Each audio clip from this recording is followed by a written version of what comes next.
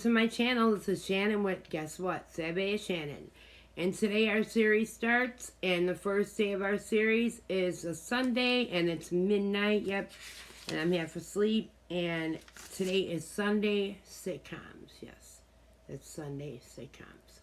Alright, well, let me show you something that I brought for my little chest pain.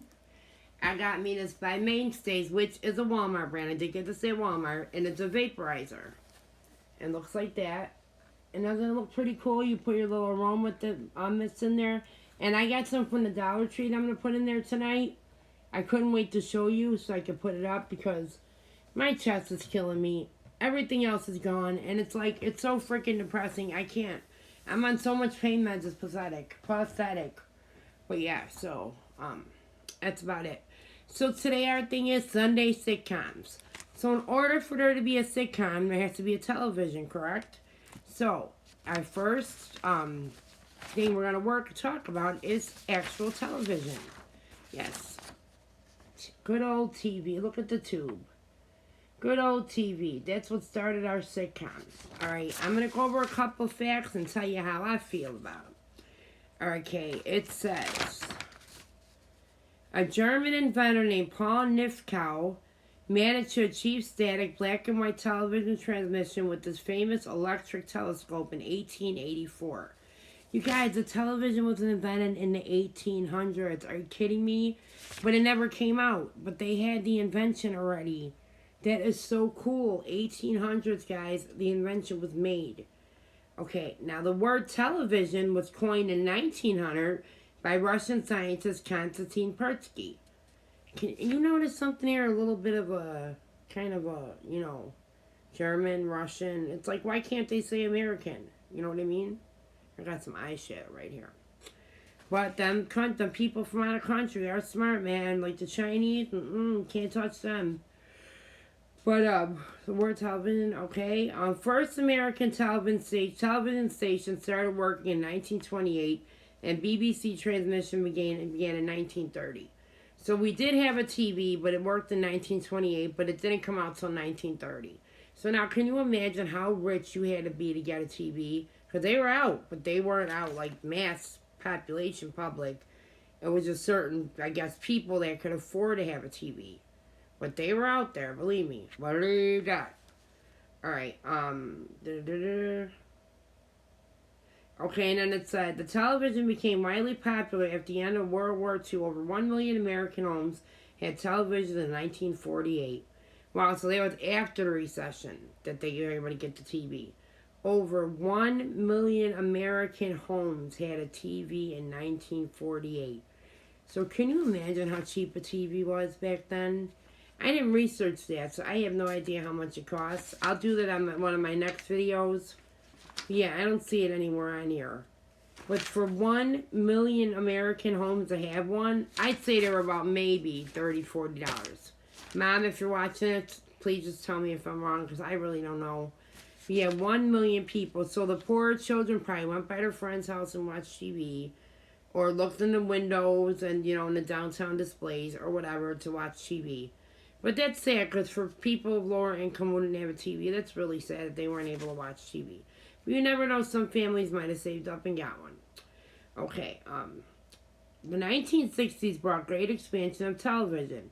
First TV satellite was launched in 1962 and in 1969. Over 600 million people watched moon landings live from their homes. So these people are just sitting there, right? So honey, how was your day? Oh, it was fine. Oh, yeah, work was fine, and Betty did a wrong job, blah, blah, blah. You know, the 60s were, the beginning 60s, late 50s. The woman stayed home, the man worked. Oh, I know, honey, I baked your favorite pie. Oh, yeah, well, let's watch the man come on the moon. So they would sit there and watch the man on the moon. And it was landings live from their homes. From 1962 and in 1969, over 600 million people watched moon landings. So that's what they did for fun. They sat home and watched someone land on the moon. I guess. Next. Okay, our HD TV standards were officially raffled in 96. And it was by a Japanese guy. See? Get the gist? Germany, Russia, Japanese. Nothing about Americans. So he invented, a Japanese guy invented the HDTV, high def, if you don't know what HD means. Yeah, so this is how we watch our sitcoms. But this is the origin of everything.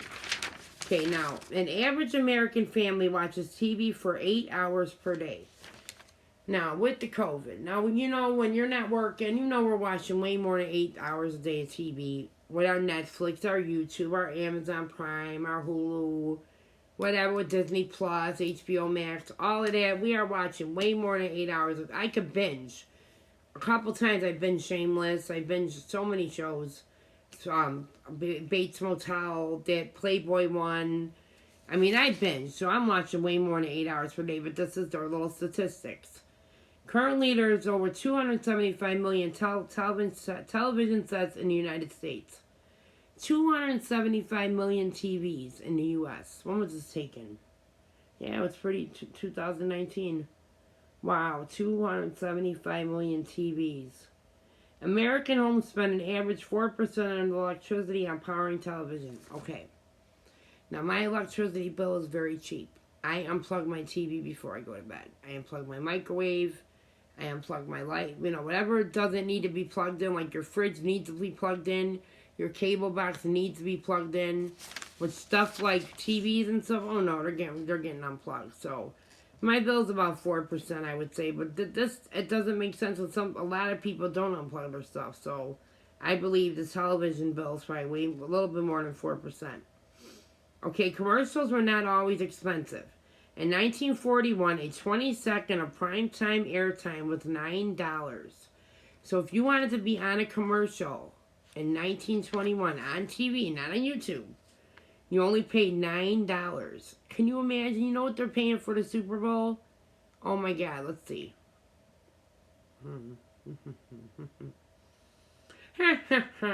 Okay.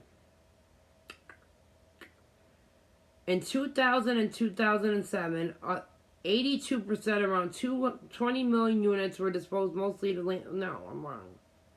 I'm sorry, guys. They're going for $2.7 million for 30 seconds on the Super Bowl halftime break. $2.7 million to advertise a candy bar. Are you kidding me? But can you imagine the revenue that these companies get after they advertise on the Super Bowl?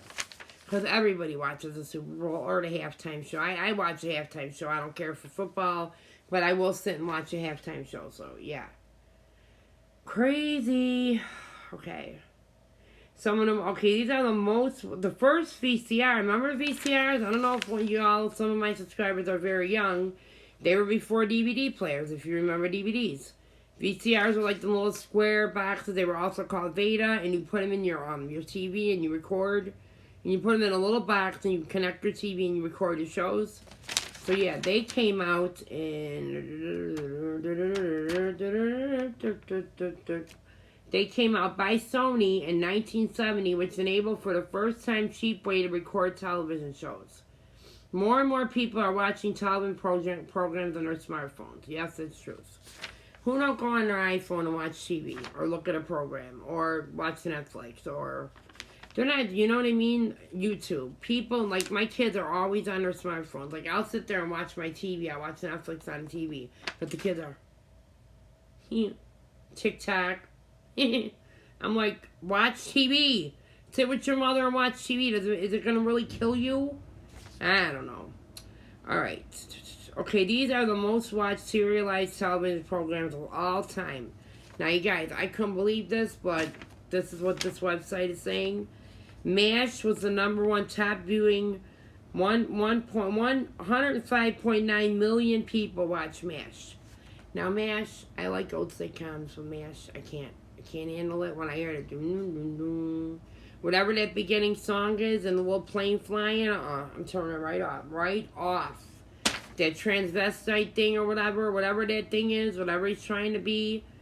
I mean, transvestites are cool and everything, but this man is like, he's trying to be a transvestite because he wants to get out of the army, so he wants them to think that he's crazy. That thing scares me. I like Alan Alda. He's very attractive to me. The priest was a nice priest, but I can't get into that show. When I hear that song, no, not for me. All right, you can take that. And then Cheers is 80.4 million. Now, Cheers is good. It reminds me of my ex-husband because he loved Cheers, so that's why I can't really take a really good liking to it because I had a bad marriage, but that's another story. But yeah, Cheers is okay. And then Seinfeld, 76.3 million. Then Friends, 52.5 million. Now, do y'all remember when the Friends haircut was in? That little short, the layer in the back. Everybody wanted Jennifer Aniston's hair, or who was the other one? Courtney Cox, her hair, I liked the hair. It was cute back then. But yeah, Friends, 52.5 million. And Magnum P.I., 50.7 million. I don't know who's watching that. But some are estimating that around 1 billion people watched the live performance